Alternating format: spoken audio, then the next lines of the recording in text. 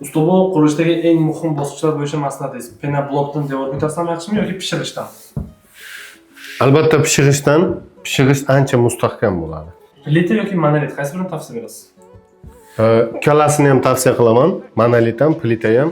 Plita faqat arzonroq va tez bitadigan variant. Monolit salgina mablag' bo'yicha qimmatroq chiqadi va mustahkam variant bo'ladi. Patologga tunkafon yoki alikafon, qaysi biri zo'r? Zo'rlikka alikafon zo'r, narxi ozgina qimmatu. Hozirgi kunda tunkafon ham alikafondan ozgina farq qiladi-yu, lekin zo'r chiqadi. Emulsiya yoki atachento ichki devori, qaysi birini tavsiya berasiz?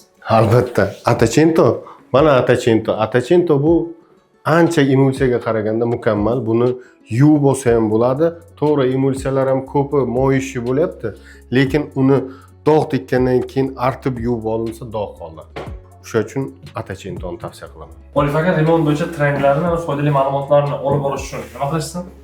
Albatta bizni sahifamizga obuna bo'lishsin, bizni kuzatishda davom etsin. Eng qiziqarli va foydali ma'lumotlarni berib borishda davom etamiz.